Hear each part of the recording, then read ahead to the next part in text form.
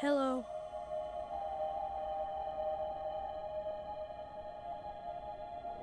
Hello, little dreamers and grown-ups too.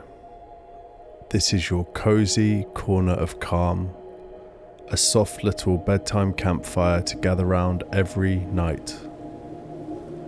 Tonight's stories are for anyone who's had a big day.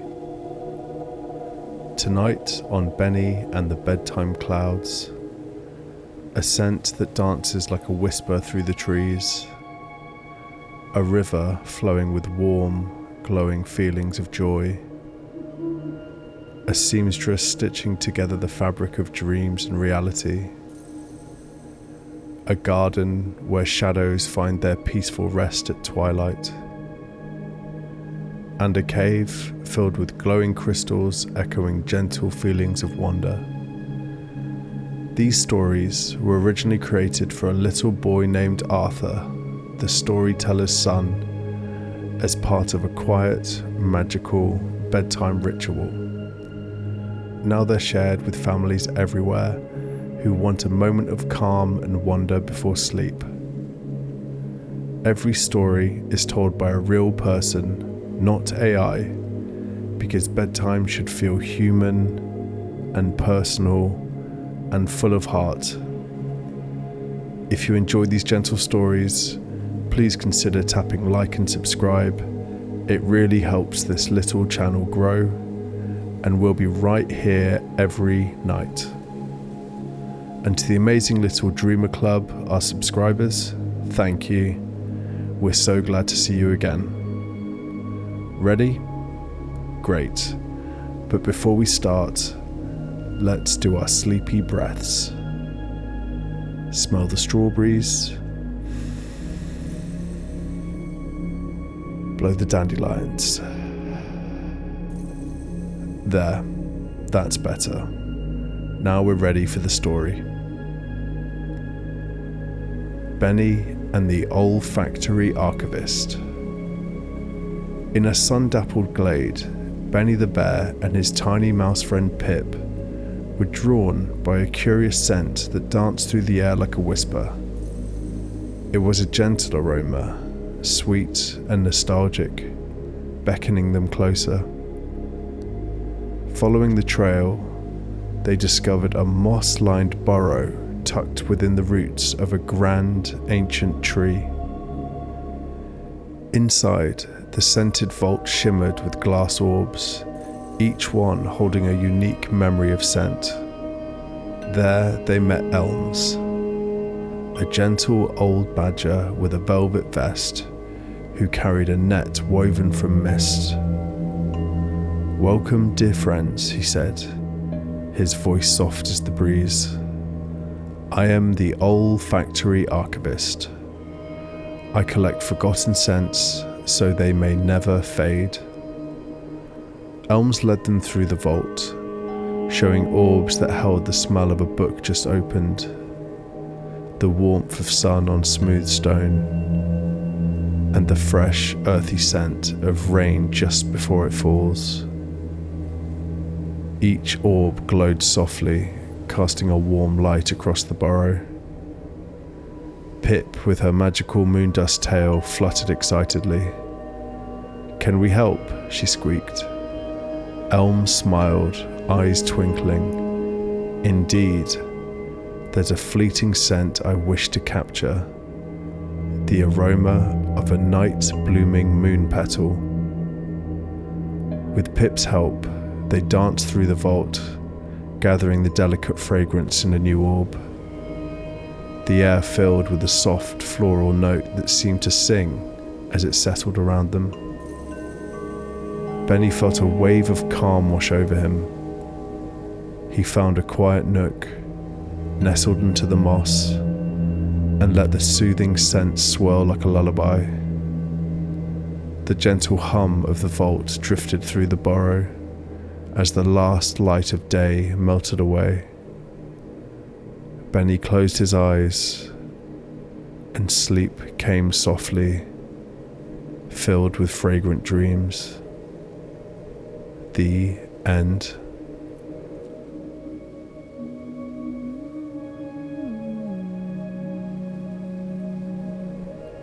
Benny and the River of Contentment.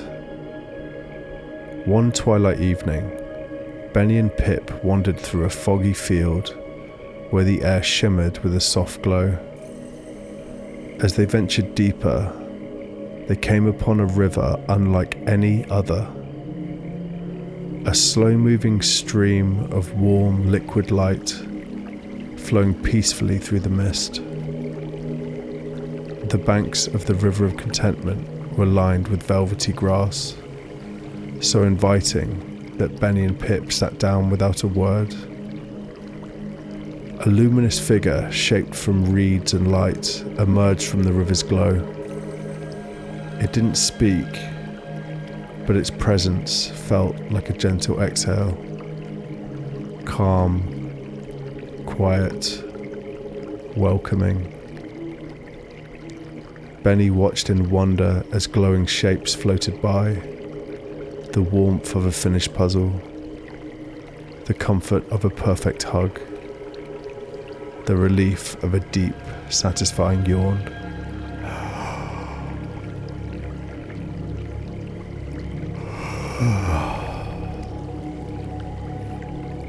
Each feeling drifted past in gentle curves, leaving trails of stardust in their wake.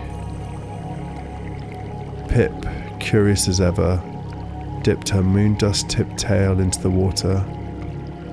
Tiny spirals of comfort bloomed outward, swirling around them in a soft, glimmering hush. Benny felt the river's peace settle over him like a summer breeze, whispering joy and stillness into every corner of his heart. He lay back on the mossy bank, eyes half closed, letting the river's magic wash through him. The world quieted, the shapes floated on, and Benny felt full, not of thoughts, but of calm. As the last light melted into the mist, Benny drifted into sleep, surrounded by the river's quiet glow and Pip's gentle sparkle. The end.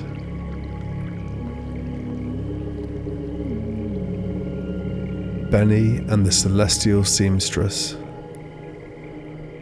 One night, Benny's bedtime cloud floated higher than ever, gliding through a hidden seam in the sky where day softly met night. Curious, he and Pip peeked through and found themselves in a wondrous realm where shimmering veils of reality hung like curtains, swaying in the cosmic breeze. There they met Anya, a graceful, spider-like creature with many gentle arms, sitting at a golden loom. She stitched the edges of day and night with threads of starlight and needles carved from polished moonbeam.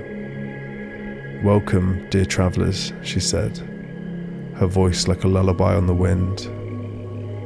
"I mend the seams of the world, keeping dreams and waking moments beautifully apart." Benny watched wide-eyed as Anya worked with tender precision. One stitch closed a fluttering tear between the dream of flight and the hush of forest floor. When a strand of starlight ran too short, Pip offered a sprinkle from her magical moondust tail. Anya smiled and wove it in without pause, as if it had been waiting all along. The gentle rhythm of the loom and the soft shimmer of threads filled Benny with stillness, as if the whole sky was breathing slowly around him. He felt part of something vast and kind, like each stitch was a whisper from the stars. As the night deepened, the light from Anya's weaving drifted around him like a sleepy hush. Benny curled up on his cloud, and the soft hum of the loom guided him gently into slumber. where even his dreams began to stitch themselves together. The end.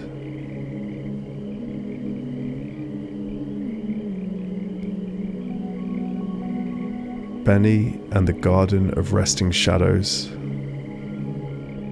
One serene evening, Benny and Pip followed a shadow that seemed to dance playfully on its own. It drifted ahead like a wisp of curiosity, leading them to a hidden grove where the air was hushed and heavy with calm, and the ground lay blanketed in soft, dark velvet. At the heart of this quiet place, the Umbra Garden, stood the Moth Keeper, a gentle creature with wide, silken grey wings. "Welcome, little ones," she whispered, her voice no louder than a sigh. "This is where shadows come to rest when their objects fall asleep. Here, they're safe and still." Benny watched wide-eyed as the Moth Keeper tended to the slumbering shadows. She fluffed them like pillows and tucked them gently into the velvet ground. He saw the curled shadow of a sleeping cat, the long stretch of a resting tree, and even the tiny flicker of a dreaming leaf. Each one glowed faintly, pulsing with peace. Overhead, Pip fluttered in slow, soft circles, scattering moon dust from her tail. The sparkles drifted down like firefly snow, on the shadows below. A low hum of contentment filled the grove. Not a sound, exactly, but a feeling that curled through the air. Benny felt it in his paws, in his chest, in his heart. He lay down on the velvet ground, the hush of the garden folding around him like twilight. The shadows sighed, and their lullabies were wordless and warm. And as the grove dimmed into deeper stillness, Benny's thoughts slowed, then faded, then floated away into sleep. The end.